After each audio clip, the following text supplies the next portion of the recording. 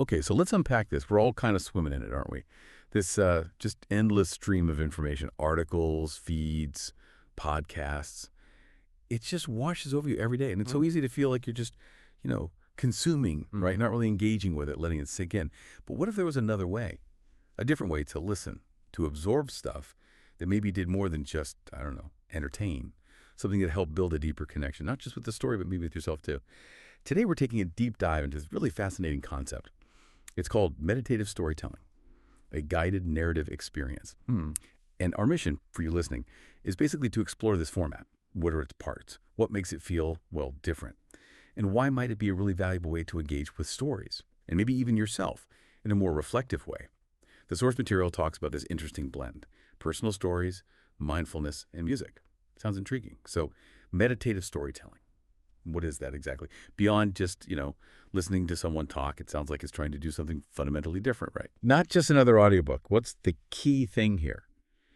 Because honestly, on the surface, it could sound like a lot of things we already have. Right, that's a good question. And what's really clear from the sources is that they frame it as a distinctive experience. It's not just a new label. It's presented as this innovative format that very deliberately weaves together three specific things. You've got authentic personal storytelling, then guided mindfulness practices, and finally what they call cinematic music. The real trick, you could say, is how they combine these. These things usually live separately, right? But here, they're fused together to create something specific, an immersive, reflective listen. The goal seems to be creating a particular state for the listener, moving beyond just getting information, to actually fostering some kind of internal processing. Think about it like this. The story itself, the personal one, that's the hook. It draws you into a real human experience, makes it relatable. Then the guided mindfulness that directs how you engage with that story inside your own head, makes it resonate more deeply. And the music. It just kind of wraps around the whole thing, builds the atmosphere, maybe makes it feel safer, more open for that reflection to happen. It really does sound like a, carefully engineered environment, designed to help you not just hear it, but internalize it, connect with it personally. Yeah, I can see that. It definitely sounds intentional, not accidental. Engineered is a good word. Okay, let's maybe break down those elements then, because each one sounds like it has a really specific job. First, that personal storytelling. The source emphasizes guest-driven narrative. Why is that important, that it's personal? Couldn't you get the same reflective vibe from, say, a really well-written fictional story? That's a great point, and it really gets to maybe the core of why this format feels potent. The sources highlight this guest-driven aspect because, real, personal stories seem to light up different parts of our brains, things related to empathy, memory. They activate more intensely compared to just facts or even some fiction. When a story feels truly personal, it doesn't just tap into shared human stuff. It creates this thing called narrative transportation. You sort of lose yourself in it, become really immersed in the storyteller's world. So it's less about just relating and almost more like experiencing it with them, which makes those reflective prompts that come later feel much more powerful. You're not hearing a story, you're hearing someone's story. And your brain just responds differently to that authenticity. That makes it feel incredibly intimate, Really elevates it beyond just consuming something. You're connecting with the person's actual journey. Okay, but speaking of connection, the next part, guided mindfulness. That's where I get really curious. How does that work practically when you're listening to a story?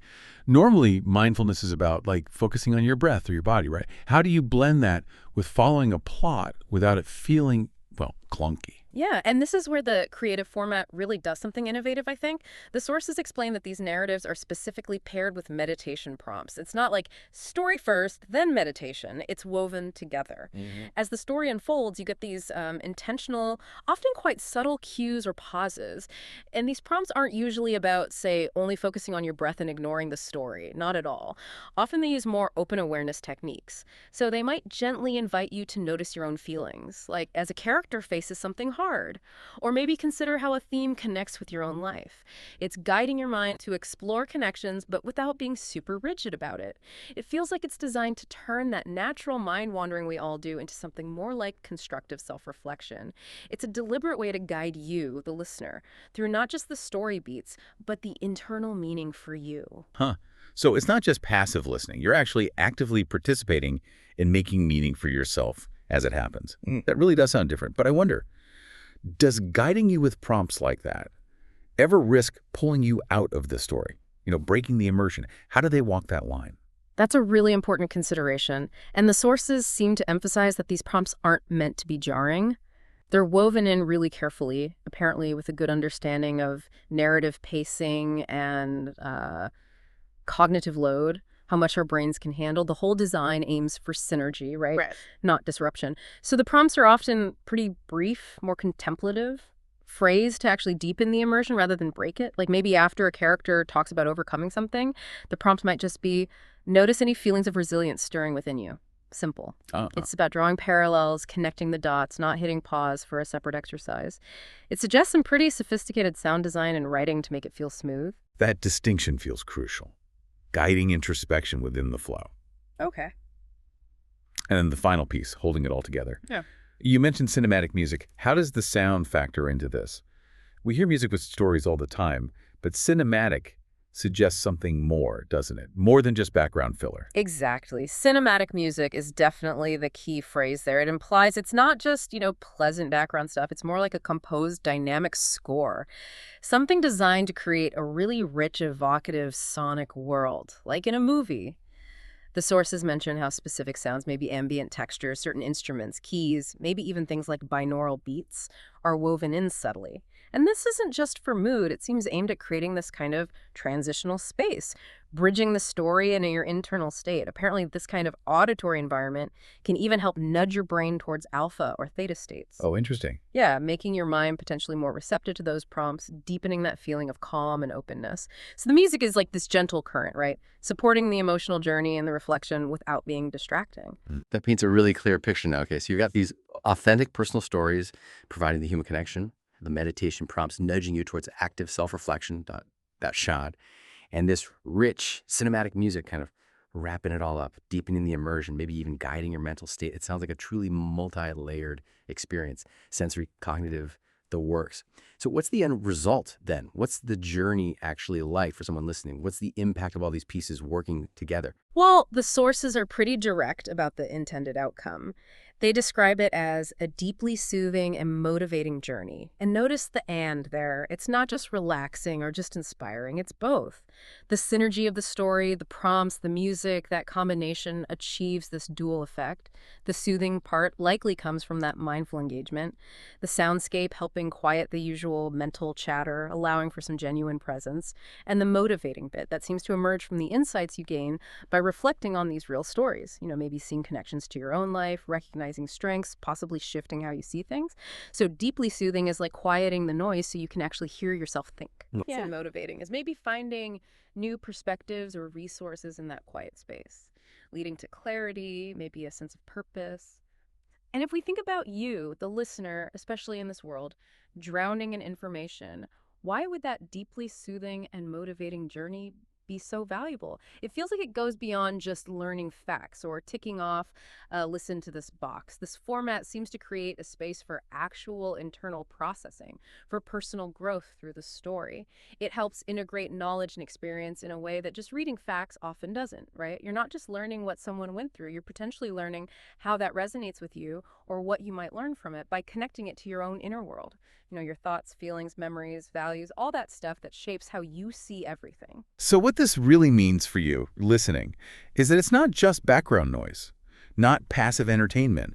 It's positioned as an active process, a way to discover things about yourself through listening, to actually synthesize information and emotions in a way that might be really beneficial. It almost sounds like a shortcut to insight, not just information. That's a really nice way to put it, actually, a shortcut to insight. And yeah, connecting it to the bigger picture, it's not just another podcast or app. It seems designed to provide a specific kind of internal value, something people seem to be really looking for these days. It directly tackles that need for moments of calm, moments of inspiration, but wraps it up in engaging stories.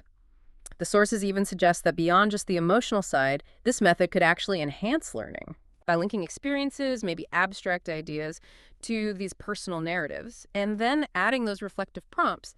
It apparently creates stronger memory pathways. It's like turning abstract data into something felt, something experienced, makes it stickier, more actionable. It's not just about feeling calm. It seems it might also create a mental state that's better for actually absorbing complex stuff. Those mindful pauses, the research suggests, can actually boost retention. They give your brain a microsecond to consolidate ideas. So that whole structure is personal stories for relatability, mindfulness for introspection, music for immersion. It all directly serves that goal. An immersive, reflective listen. It offers, maybe a shortcut, like you said, to being better informed, not just about the story, but about your own internal landscape as you listen. Turning listening into a practice of self-awareness, holistic learning almost. That is a really powerful framing. So meditative storytelling. Fundamentally, it's this carefully crafted mix.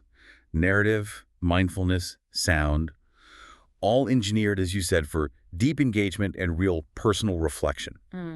It seems to be about finding insight in those quiet spaces between the words, under the music, turning consumption into cultivation. Yeah. And it raises a pretty interesting question for all of us, doesn't it? In this incredibly fast-paced world where we're just constantly hit with information, always feeling like we need to keep up, how might actually integrating an immersive, reflective listen like this into your routine, how might that change things? Not just how you learn, but maybe how you understand and process your own life, your own experiences, your own potential even. Makes you wonder what wisdom might be waiting in those moments of guided, focused listening. It definitely gives you something deep to mull over, doesn't it? We invite you to think about how an experience like this could fit into your own search for knowledge, and maybe, just as importantly, your own journey towards well-being.